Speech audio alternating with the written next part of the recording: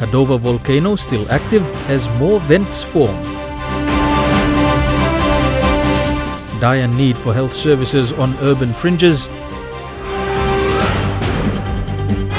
And IPA says it's going to be a big year for business. This is the National EMTV News with Mary Bartulo. A very good evening. Thank you for joining us for Monday's news. The Kadovar volcano has now developed 4 volcano vents with strong indications that more activity is expected in the coming days.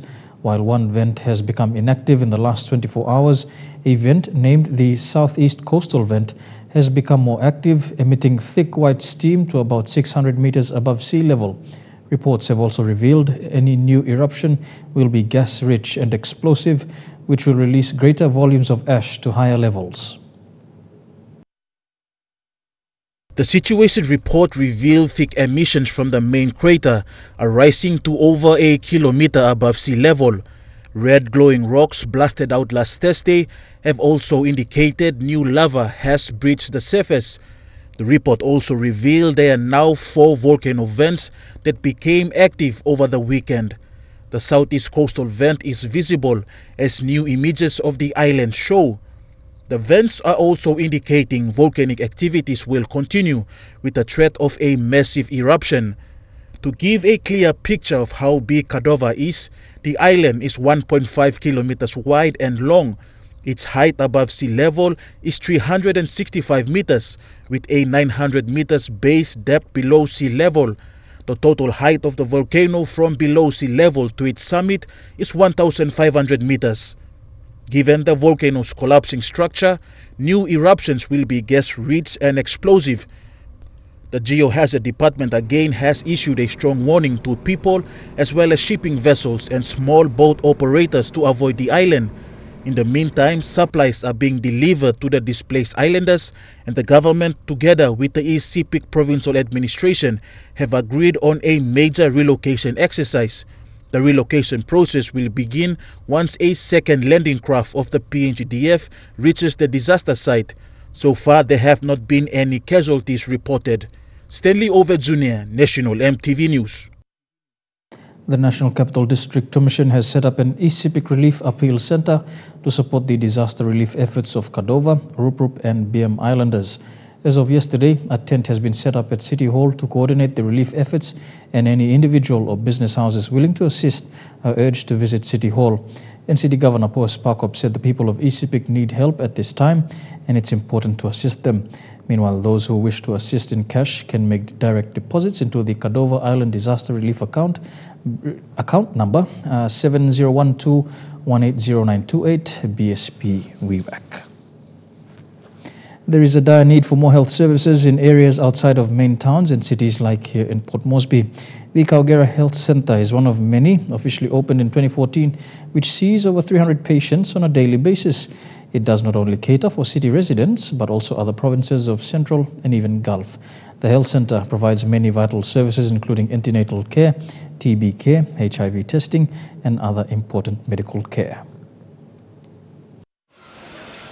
Kagura Health Center operates under the Church Health Services of the Kagura Living Light Foursquare Church.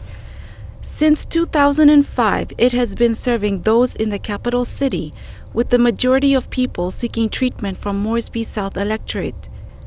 In addition, it also treats patients from neighboring Central and Gulf provinces. In 2014, the health center underwent maintenance work to expand services due to high demand. Foursquare, Living Light Foursquare Church owns it. It was built in 2005 as an ambulance base only to house 2 American-type ambulances, where we had a couple of staff, not just under 20 staff, who were working as volunteers at that time. They pack the medicine here and they go out into the settlements and they conduct spiritual healing. They pray with the sick and the needy, and they treat the sick, and then they come back and then they restock, and then they go out again the next day. So Kagura Health Center is continually touching lives as its staff treat over 300 patients daily. The services provided include acute patients, where there is a daycare to monitor the progress of the patient. The prevention section is where the World Baby Clinic is, immunization, World Men's Clinic, family planning, and antenatal care. TB clinic, we have the STI and HIV clinic, and we have malaria programs as well, okay? This center deals with a wide variety of medical cases. Although there is great influx of patients every day, Dr. Koliwan desires to see that all patients are treated. With coping with patient load, but I like to think that we never turn anyone away. Everybody gets seen, even if they have to wait for 2 to 3 hours. But I think that's a problem faced by a lot of the public health facilities around, not just Port Moresby, but around the country. Naroa McKinnon is from Pari Village, Central Province. She is here because her baby showed symptoms of malaria. As a mother, she finds it very heartbreaking to see her baby in pain. Good thing about this Foursquare at Kagura is very nice. The doctors are very friendly, and they attend to all patients, and they assist very quickly. Due to the amount of patients being treated, the health center does face some challenges. The need for more storage space for medical drugs is also critical. Now, in terms of delivering best health services, that's one. Two is the drugs that we've been facing since last year. Slowly the supply is coming in, but still we don't have the full amount of drugs that we require in terms of antibiotic for children and also for adults as well. For some, like Lucy and Haroy, the service provided here is second to none, which is why many only seek treatment here.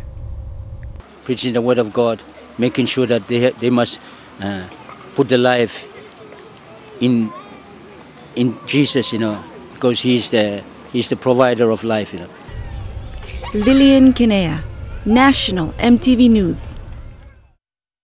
The country's Investment Promotion Authority is embarking on partnering with provincial governments to make its services more accessible. This is in addition to its ongoing programs being made available online. In an exclusive interview with EMTV News, Acting Managing Director Clarence Hood spoke of these developments. With more Papua New Guineans looking to join the formal economy, the Investment Promotion Authority is working to ensure that its services are readily available. One way this is being done is through partnerships with individual provinces. When speaking to National EMTV News, Acting Managing Director of IPA, Clarence Hood, spoke of the awareness being carried out by IPA in recent months. He says this will continue in 2018, with the IPA looking to enter into agreements with provincial governments to extend the functions of IPA at the provincial level. So that will continue this year.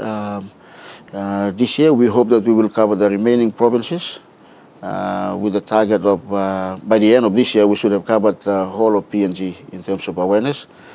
Along with this awareness is the program of signing of MOUs with the provincial administrations.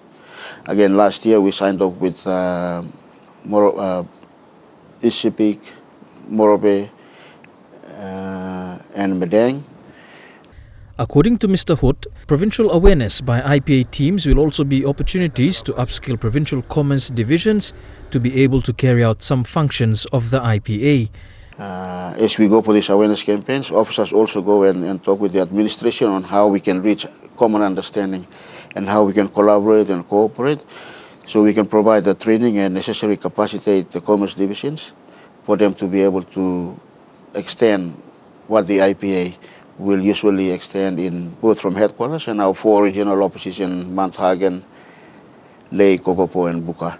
Potential partnerships with provincial governments are complementing the efforts of IPA in having its services available online, with the IPA online registry a popular function which is being used by many companies as well as individuals.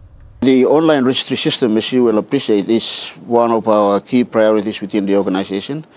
It provides an avenue where businesses, entities, and the general public as a whole can access IPA services in terms of the registry. 24/7 at the comfort of their own homes. That has been ongoing since 2013, and as such, although there have been teething problems going along the way, we've managed to try and provide that service at all times to the general public and the private sector. With these advancements, IPA is hopeful that it can help to foster an environment where more companies can become compliant in their reporting, especially in regards to their annual tax returns and company returns. By allowing companies to be compliant, we are hoping that we are contributing to teaching our local businesses the compliance requirements.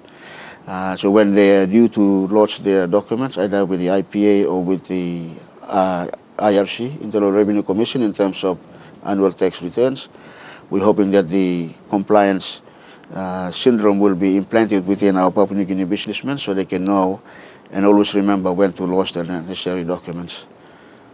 As there is a need for improvement in regards to business returns reporting, Mr. Hood adds that they will be working together with relevant stakeholders to make this process more user-friendly in an effort to get more businesses to be compliant this year. We've seen some slight increase in the compliant rate. We're working very closely with the Internal Revenue Commission and the Bank of Papua New Guinea in the exchanges of information on the number of companies that we have actually registered, which ones are operating, and at the same time compare the figures with IRC, whether they capture those. The challenge comes with the different business entities, where we have companies that lodge their annual returns, and we also have business names, which are trading names, which are dealt with at the individual level in terms of taxation. So we need to continue to encourage each other and work together with other agencies in the exchange of information, with the hope that we can get the compliance rate up to a reasonable and a respectable level. Bonbonfun villages on the Rai Coast district of Medang province have found 7 World War II bombs believed to be undetonated. They are calling on experts to help with their removal. Harry Mark Rovo contacted MTV via Facebook and said the bombs surfaced due to the weathering process and were discovered last Friday. He believes there are many more buried underground. The villagers are calling on experts, particularly the PNGDF, for assistance, given that they have limited knowledge on how to handle them. Local elders say their village was used as a camp for the Allies during World War II. Here with Monday's news, among stories after the break, police investigate beheading outside Port Moresby, and a family in Kokopo claims police mobile squad killed an innocent man. Those stories and more when we come back.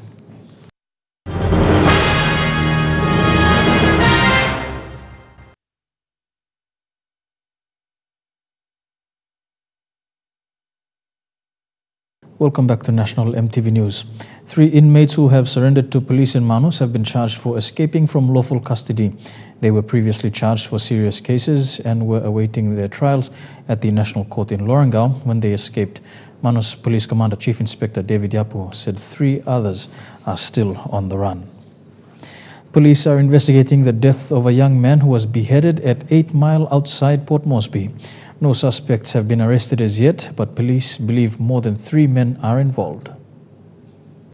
Suspect went through from 8 Mile back to Morata, and a team were at a police unit attended. Unfortunately, they're hiding somewhere in Morata, and the team is still working on it. The homicide team is still working on it with assistance of a uniform unit. It is alleged that at least 7 armed men attempted to hold up an Asian businessman at around 11:30 a.m. this morning in front of the BSP Bank in Medang. It's alleged that the armed suspects attempted to rob the Chinese shop owner. However, he was alerted by one of the occupants in the vehicle that dropped him off. The owner rushed into the bank safely without being harmed. Pacific Corporate Security Manager Martin Brea says the suspect's timing was miscalculated. The criminals, out of frustration, pointed a factory-made pistol and a homemade gun at the public before escaping on a boat. Police also were notified and gave chase. However, the suspects got away. Attempts to reach the acting provincial police commander for comments by MTV were unsuccessful. Community leaders of Tavui No. 1 in Eastern Britain Province are demanding an explanation from Kokopo police into the shooting of a 28-year-old man on New Year's Eve. Village elders say the Kokopo-based task force team was responding to a tip-off regarding escapees living in the area when they allegedly killed the innocent man. Relatives of the deceased say the man was not on the police wanted list. It's been nearly 3 weeks since Lucas Kavanamur was shot by police a few meters away from his house at Tavui No. 1 in Bitapaka on the outskirts of Kokopo town. Late Lucas was gunned down in a police raid on New Year's Eve. His relatives have been waiting for answers from the Kokopo police boss to why he was shot. ask him IIU, Internal Investigation Unit Blanc Police. Ask him UPPC. Los Salimon Black Team Blue area become down now working investigation. Long one of policemen blue you come now working finish. On New Year's Eve, a Kokopo-based task force team was responding to a tip-off regarding a group of escapees residing in the area. Eyewitnesses say the policemen staged an ambush to apprehend the suspects, but ended up firing live bullets at men, women and children in the village. Only ran straight without shooting up. They were just firing to the guy running up. Now all that they were ambushing that way. Now planting to only close upside. And all that only fire. Shoot all boy you go. On Saturday over the weekend, his relatives gathered to plan their next course of action against the police. Family members of the deceased say they will pursue a legal battle against the Kokopo police for allegedly shooting an innocent man and also threatening the entire village. Something even come up where Operation Bongo police have been working. It only been a working operation, but one plus something where only not been working good Operation Bongo. Long this time where only been shoot long man been die. Meanwhile, East New Britain Provincial Police Commander Senior Inspector Joseph Tabali has confirmed the shooting but says the deceased was wanted for a series of crime in the area and was also an accomplice of the escapees. The relatives, however, maintain that the deceased was innocent and are filing court documents to challenge the police in court. Edwin Fidelis, National EMTV News, Kokopo. Commitment to a quality safety program has proven extremely successful, with a PNG-based drilling company announcing an incident-free year of operations for 2017. High Arctic Energy Services announced their safety achievements recently. 0 total recordable incidents at its operation sites in PNG. Since entering the PNG market, High Arctic Energy Services has been involved with the major projects both within oil and gas. According to its president, International, Mike Maguire, given the difficult terrain where it has to operate, safety has been at the core of all it does. Mr. Maguire was in the country recently to announce High Arctic's impressive safety record in 2017, an incredible 0 total recordable incidents at its operations throughout Papua New Guinea. PNG is the most important part of our business. It's the largest part of our business, and we focus heavily on our operations here. We're operating for and aligned with some of the world's largest oil and gas companies who are here to help the people of Papua New Guinea unlock the resources of the country, and we're proud of the role we play in that. 2017 has been an outstanding year for us in the area of safety performance. We've had an outstanding 2017 where we've worked over 600,000 man-hours without a single recordable safety incident. With these impressive results for 2017, the company has reaffirmed its commitment to safety with special emphasis on its employees. Obviously, it doesn't stop here. It's a start. It's a great achievement, and I'm very proud to have been part of that.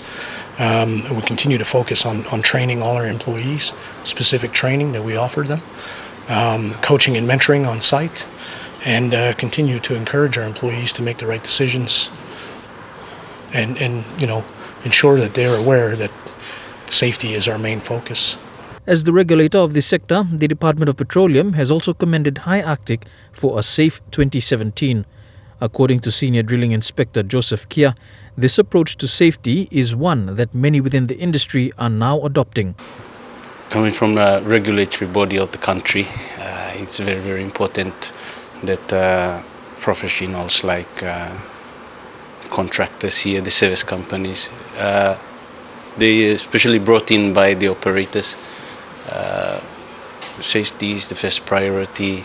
Mr. Kia adds that the department will continue to conduct its own inspections as well to ensure that these high safety standards are maintained. Every time we assess by the criticality on critical, major and minor. And when it comes to a major thing, when they really require us to, or when in our own on rights, we say we need to come, and that's when we do the inspection. Otherwise, everything is pre-planned, and when it's planned by a company like High Arctic, and there are other drilling companies too, it eases our job. And but on the whole, we do it every year for the last 9 or 10 years. These results come at a time when the oil and gas sector are starting to rebound from the low world oil prices, and according to Mr. Maguire, High Arctic remains committed to PNG for the long term.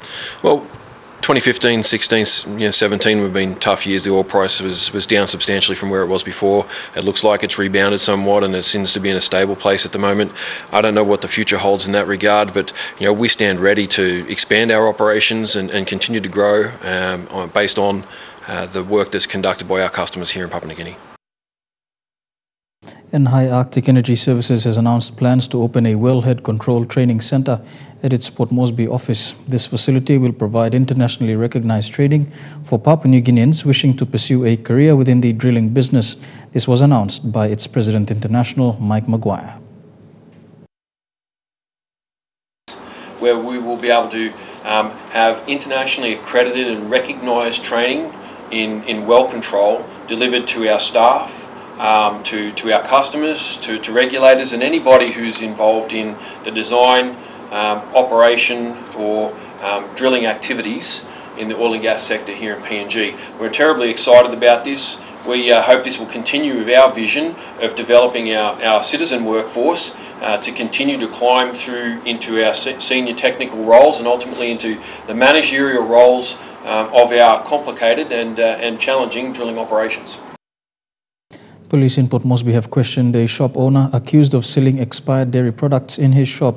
This comes after a customer purchased a packet of Indo milk and realized it had a foul smell when it was opened. He reported the matter to Gordon's police and the shop owner was taken in for questioning. The complainant is now calling on government authorities to check imported products sold by local trade stores. And a look at the finance news now. The kina closed unchanged at $0.3095 in the interbank market. At Bank South Pacific, your kina was buying $0.302 $0.3774 Australian dollars, €0.2435 and 33.19 Japanese yen. Looking at commodity prices at New York close, gold is trading higher, coffee and cocoa closed the day lower, copper closed the day higher. Crude oil is trading higher, while palm oil and copper closed the day lower. And on the stock markets, the Dow Jones closed 228 points higher, the ASX is up 7 points, and the All Ordinaries is up 10 points. Here with National EMTV News, relatives of a teacher killed in a road accident want justice, and Koyari landowner groups say they want to progress with developments. Those stories coming up after these messages. Stay tuned.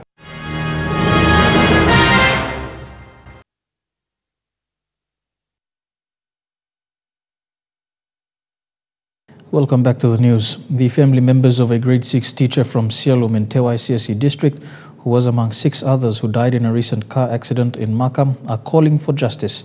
The deceased teacher's nephew, who was helping her and her family with their shopping the day before the accident, told MTV News in Leh that the vehicle was driven by the Morobe governor's protocol officer at the time of the accident.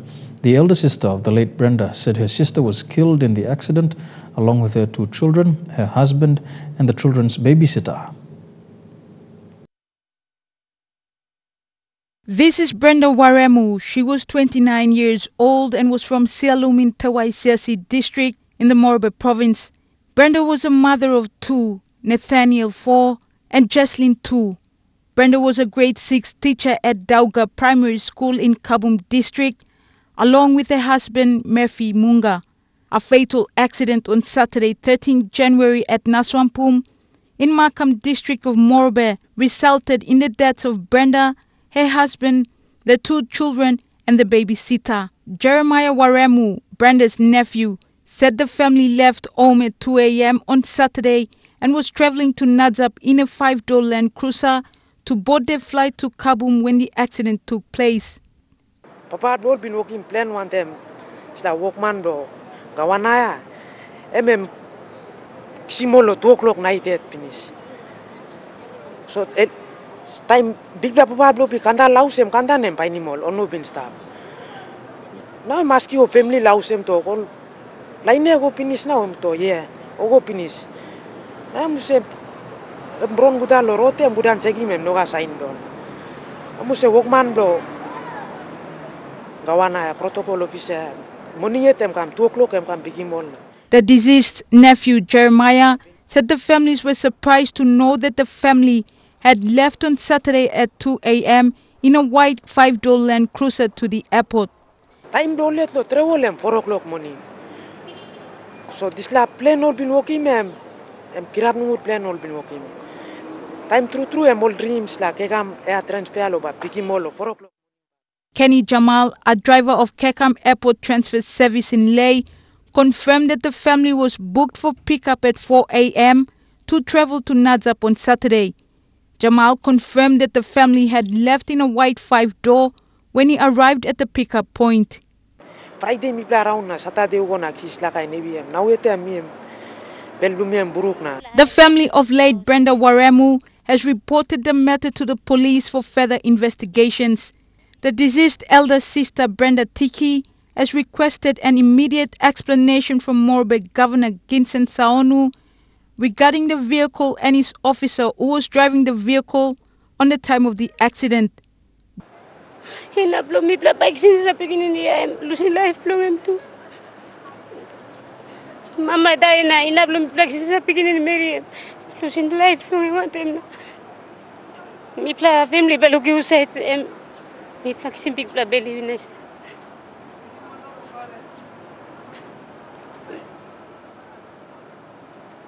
Julie Badui Owa, National MTV News, Leh.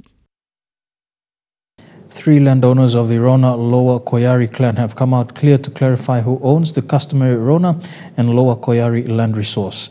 The 3 landowners, Willie Abari, Sarah Beredi, and Kevia Moyo, say their respective tribes of Omani, Narime, and Behori ILGs are the host of key government facilities and business houses. They say their boundaries commence from Kokoda Motel Bridge down to 9 Mile Makana Creek along the Rona Sogeri Road and extends inland, covering inlets of the Laloki River. The 3 landowners say although they have other neighboring Koyari clans, their land resources are within the impact and affected project areas, which means that they are the legitimate clans to benefit from the national government's sustainable development and benefit package for the Koyari resource owners.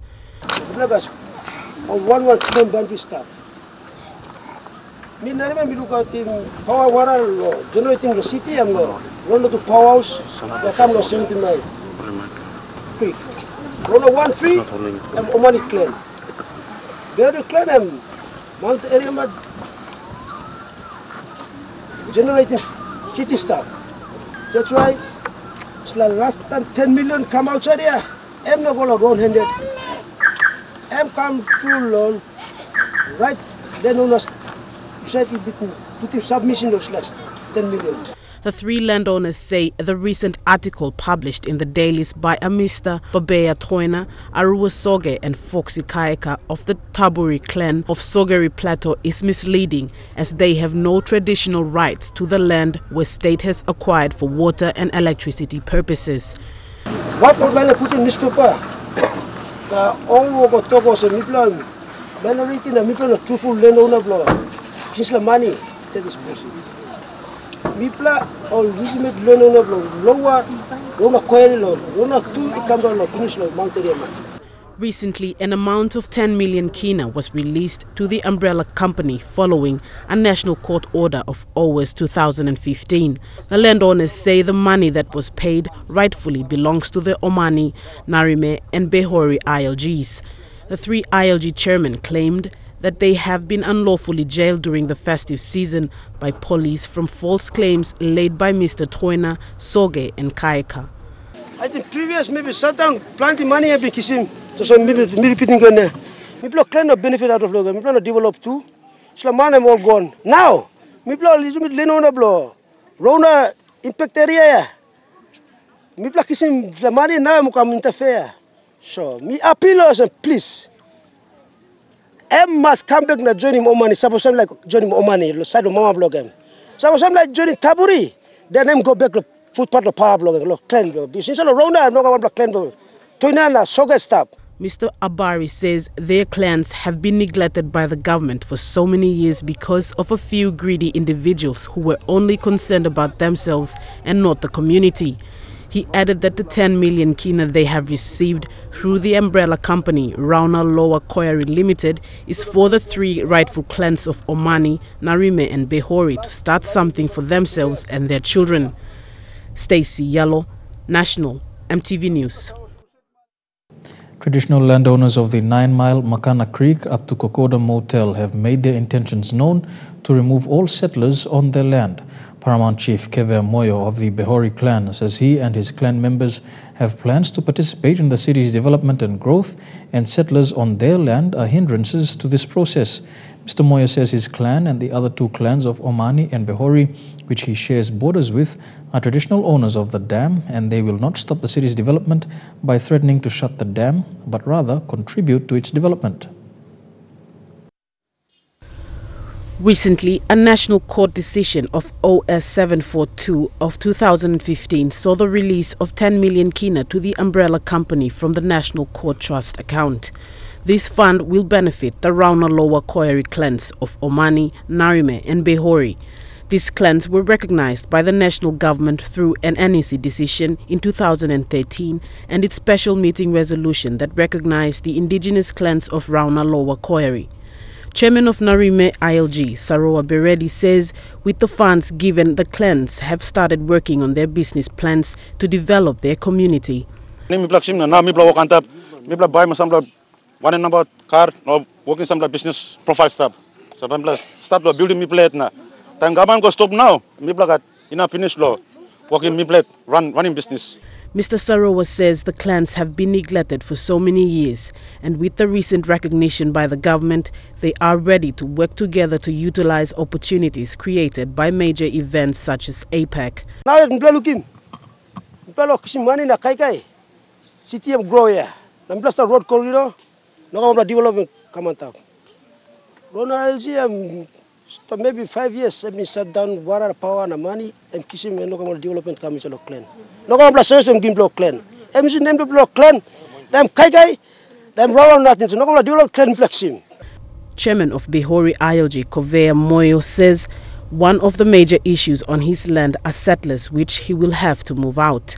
So Gram blow me okata goran was in my pipeline. You blood drive come and finish you blood looking.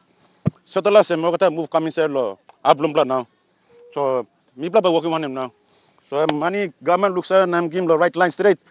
Me by the money, one people blow me or ILG executives blow me. Let me walk one time more now. Pushing some man go outside about law city. Moyo said settlers are a hindrance to development and at the same time taking up traditional land meant for future generations of Behori, Omani and Narime clans. Meanwhile, the landowners say any threat of shutting down of the dam to affect water and power to the city will not be tolerated by them. He said people who claim to be landowners and try to do so should be dealt with by the law. So side of passing water power, and block clan. Same as now members talk no one. I'm trying to talk about trade now, using trade there. I'm using my government, the action of this. Stacey Yallo, National, MTV News. Making road safety a way of life is this year's message in Puma Energy's annual road safety campaign. The company is promoting road safety through a baton relay this year in an effort to minimize the number of road accidents through awareness.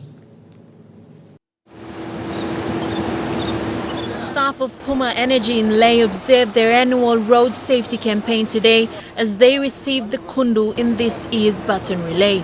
The road safety campaign is the company's annual program to promote safer roads, which has been observed since 2014. Mainly we aim to lower the numbers of accidents that we have in previous years. So we are emphasizing that all our contractors, all our employees and all our terminals, they should make road safety become their culture. This year, the company has included its major contractors in the campaign as well.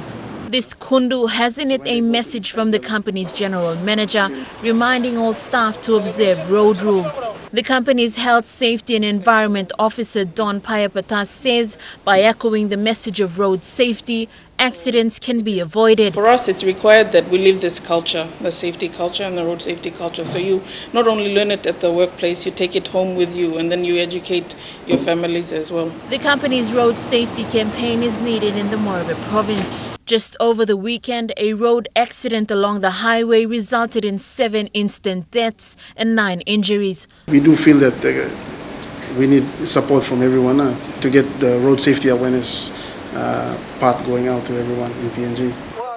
Lucy Kopana, National EMTV News, Lane. Here with Monday's news, we have Trukai Sports after these messages. Don't go away.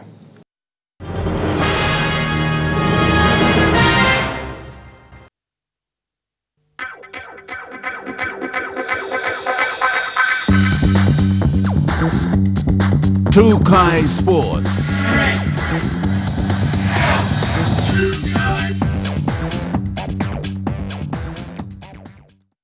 Welcome to Trukai Sports.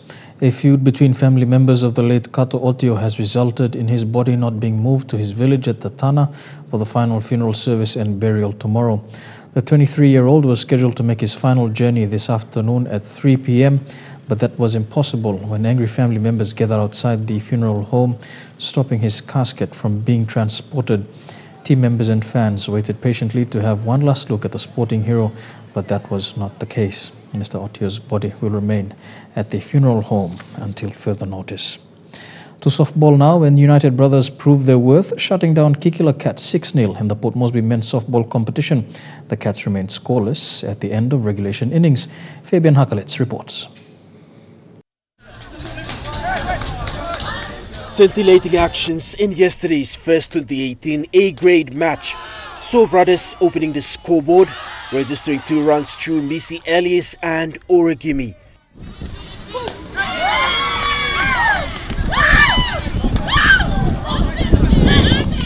Brothers with strong defense prevented Cats from scoring.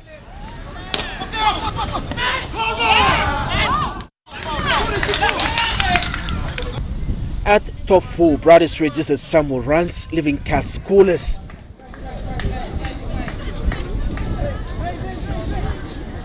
However, Cats from the dugout showed some strong defense with a run-in, run-out. At the last batting, Cats were prevented from scoring, recording 3 K2s at bottom 5. Brothers in Game 6 have registered points on the points ladder after coming out as champions, beating Cats 6 points to 0. Going with the plan, execute, and we'll get the results. So that's how we went in with a game plan. We stick to our game plan, and that's how we got our results. And Captain Glenn Nichols says they're looking forward for another competition this season. Basically just training. We go in training, we train hard, we put in the hard yards, and that's what's getting us through. We work on our training, we work everything in our training. We come and just execute, work with our game plan, that's it. Nothing much. It's just basically fielding, batting. Meanwhile, in the men's B-grade match, defense remains scoreless when they were beaten by Stingers. Stingers won 10 points to 0. Fabian Hakalitz, National EMTV Sports. To football and season campaigners, Medang FC and Toti City Dwellers have registered their first win of the NSL season. Over the weekend, Medang outclassed newcomers FC Morobe Wawens 3-1 at the Lawaidan Oval in Medang, while in Ley, defending champions City Dwellers held off a relentless Besta PNG United to a nervous 1-point ball game. The youthful Besta FC scared the minor premiers after tying the scores at 2-2 until the deadlock was broken by Nigel Dabinyaba. City Dwellers won that match 3-2. Still on football, and the match between Southern Strikers and Momase FC in Port Moresby was cancelled over the weekend. Both teams will play their washout matches once a new date is finalised by the NSL management.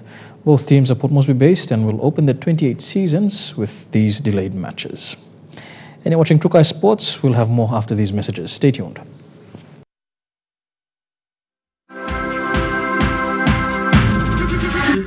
Trukai Sports. Welcome back to Trukai Sports. To Rugby League now, and 9 Mile Giants are the champions of the NCD Governors Cup. They claimed the title after defeating Mountain Bulls 6-4 at the Sir Herbert Murray Stadium.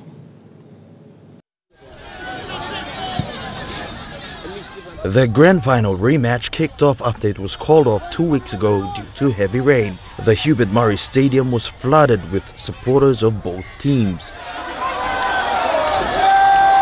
The first half was evenly contested. Both teams showed class in attack and were resilient in defense, but it was Jakaria Alpa who crossed the line to put the Bulls in front. The score remained 4-0 at halftime. In the second half, Giants fired back in attack, threatening the Bulls' defense. Fancy footwork by the Giants' halfback and himself a try next to the posts. A successful conversion kick saw the scores at 6-4. The game was rough, with many penalties being awarded to both teams. The Giants' aggressive defense was what got them over the line. They held on till the final hooter to win 6 points to 4, claiming this year's NCD Governors Cup and walking away with a total of 15,000 kina. Elijah Levet, National EMTV Sports. To squash now, and 3 juniors from the PNG Squash Club are participating in the Oceania Junior Championships in Redcliffe, Australia. Christopher Whitchurch, Amity Alakos and Lavao Nalu are on a quest in Australia with coach Madako Suwari Jr. to gain exposure to participate in the Australia Junior Open on the Gold Coast on Thursday and the upcoming Cairns Open on Friday. The team has been training in Port Moresby for the past 6 months in preparation for these 2 tournaments. Port Moresby Rackets Club has in the last 6 months been training the juniors in preparation for the Oceania Juniors Championships in Redcliffe. These juniors have shown commitment and trained under the guidance of Madako Suwari under the Junior Development Program by the club. All they need now is exposure. Christopher Whitchurch, Amity Alakos and Lavao Nalu are the 3 juniors who have participated in the Oceania Championships. Well, our overall performance at the Oceania Junior Championships in Redcliffe during the weekend, last weekend, was good. Our juniors showed potential in the way they performed on court. It was the aim of the club and their parents to further develop these upcoming rising athletes and bring them to a competitive level with the rest of the juniors around the Pacific and the world. Their team manager, Merlin Kribish, said the recent results in the Oceania Juniors Championship was great exposure and experience for the juniors to give them that extra push to be better. The 3 athletes went up against some of the best juniors in the world. Nalu finished 22nd out of 26 in the under-19 in the tournament, while Whitchurch placed 12th out of 18 boys in the under-15, beating his opponent Joseph Clyde of Tasmania 3-0. Meanwhile, only female participant Alakos fought hard but eventually succumbed to a loss 3-1 to settle for the 13th spot. Now we are preparing for the Australian Junior Open. We are currently going down to the Gold Coast to prepare for this weekend, and we're hoping our juniors do well in these tournaments, and overall the experience they get will help them improve in their games and match play. Stacey Yellow, National EMTV Sports. And that ends Trukai Sports for this evening. We go for a break and be back with the weather details. Stay tuned. Trukai Sports.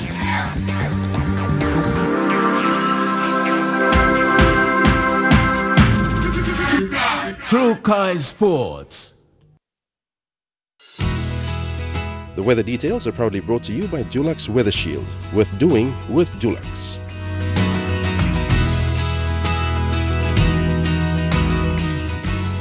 A look at the weather forecast for the next 24 hours in the southern region. Mostly fine in Alotau, a shower or 2 expected in Daru, Kerama and Popondetta. Thundery showers expected in the capital. To the Momasa region, showers expected in Leh and Wau, brief showers as well in Madang, and a shower or 2 for Wibak and Vanimore.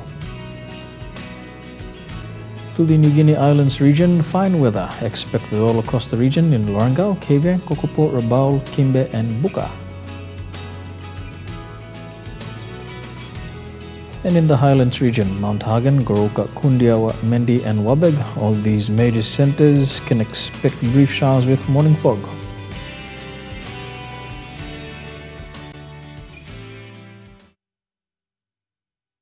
The weather details are proudly brought to you by Dulux Weather Shield. Worth doing with Dulux.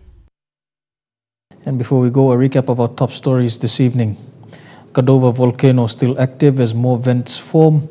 Dire need for health services on urban fringes, and IPA says it's going to be a big year for business in PNG. And that's how it is this Monday, the 15th of January 2018. From all of us here, pleasant viewing, good night.